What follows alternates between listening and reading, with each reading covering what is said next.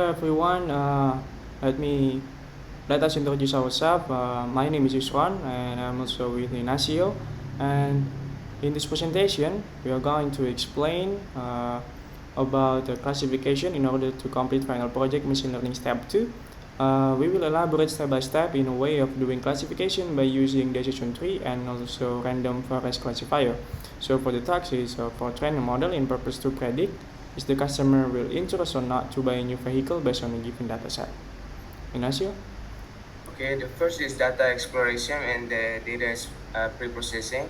Why we need data pre-processing? Because it's an important first step to clean the data for the modeling next. The library that we are using, the necessary library are NumPy, Matplotlib, Pandas, Seaborn, pre-processing, used in purpose to use for min-max scalar and label encoder, and scalar in purpose to classify library, calculate the accuracy, and classification report. Next, we're going to the label encoder. In the label encoder, since the original data contains the type with the object type of data, like jenis kelamin, umur kendaraan, and kendaraan rusak. So the author will do a label encoder for a computer can read easily. Basically, a label encoder is to transform the categorical data into the numerical data. So for better processing next the computer, okay? So the next we will fill the gap and drop the duplicate rows. Is a step of preprocessing. The number of the duplicate rows, as you can see in the code, and the missing values as the results, you can see. To dealing with those missing values, we fixed it by calculating the average of value of each future value, except kode daerah, kanal penjual, because kode daerah and kanal penjual, we cannot calculate it because kode daerah is just the code and the kanal penjual is just like the channel, okay? Okay, and then next we will analyze the data by looking at the correlation histogram and also the box plot. As you can see right here is the variance of the data for each features. As ID, genus kelamin is male, female. For instance, it's like SIM. Right here it's and then kendaraan rusak. And tertarik is yes or no. So, but as you can see right here, it seems like the SIM is like only has a one variance data, but like we see the unique basically it has a contains of two values, so it's 1 and 0. And then next about the correlation, you can see the relationship between of the each features. Basically, it has correlation. All of it has a correlation. So next, we are going to see the outliers of some features using box plot. As you can see right here, it seems like Umur and Premi is the one who have outliers. So in order to do that, we are going to remove the outliers by using 1.5 IQR rules.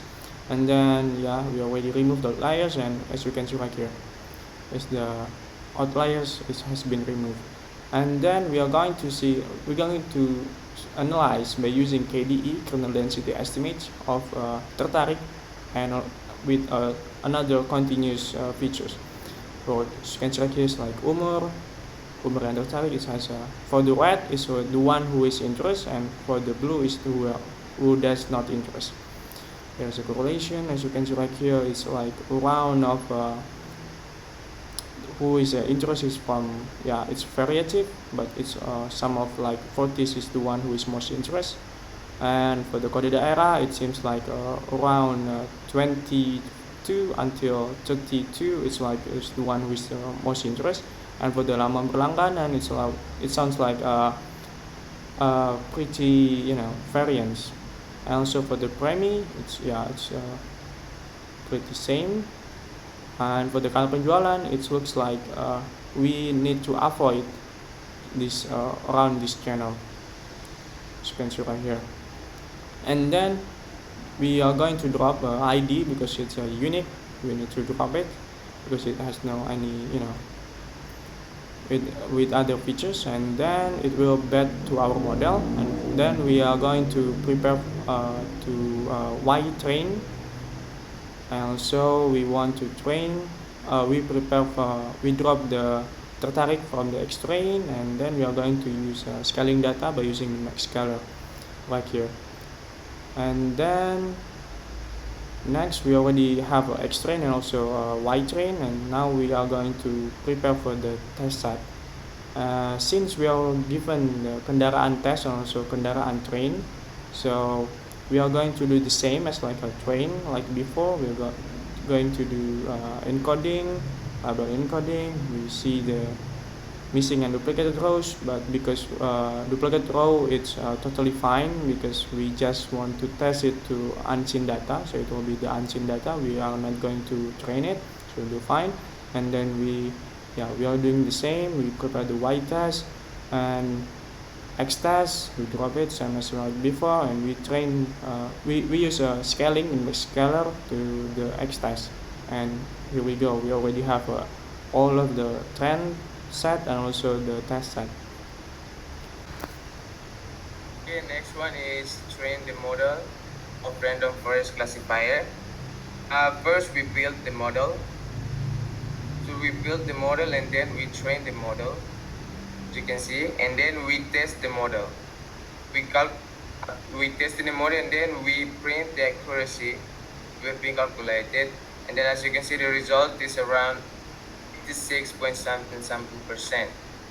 So and then we save the data, testing set performance using the decision matrix. That is the code. Then for the data you use, so we want to see it like specifically we're using classification report to show it. As you can see in the result, for not interested, which is represented by 0, is the precision is around 0.89, and then the one interested is around 0.34, as well as the result from the recall 0.96 to 0.14, as you can see for the F1 score 0.92 to 0.20, and the other result you can see in the screen. Next, Yusron will explain the decision tree. Okay, basically for the train the models of decision tree, it's pretty same, because basically we use the library. The decision tree, we create the model, and then we train the model using feed, and then we predict, which is we test the unseen data right here, and then same as before, we see the accuracy. It's pretty it's not better from the previous one. It's 79.5%, and also this one we just save it in the log, and then we see the testing set performance. As you can see right here, we use a conversion matrix. It's pretty good basically, but for the detail we just can see the percentage of it. Is use a classification report like this one. It's pretty good for the not interest. It's above 84%, but for the interest to really detect the interest one, it's not it's low than 45%. And then Inacio. Just to summarize it, in the tag of not interesting, which is represented by 0, to buy new vehicle or random forest classifier has the higher F score around 3% rather than decision tree. But in the tag interest to the buy new vehicle, which is represented by 1, decision tree has the higher F score around 15. So in conclusion, based on the experiment, the conclusion is it seems random forest classifier has a better performance than the decision tree classifier. Accuracy higher around 6%, and it detect not interested to buy new vehicle around 3%. However, even random forest is a collection of decision tree. Decision tree still has a higher score in one aspect, which is the detect interest to buy new vehicle around 50%. And if you see the difference in other aspect, it's only 3 to 6%, which is not a significant number. Okay, thank you. That's all from us. Thank you very much if you watch until the end, and see ya.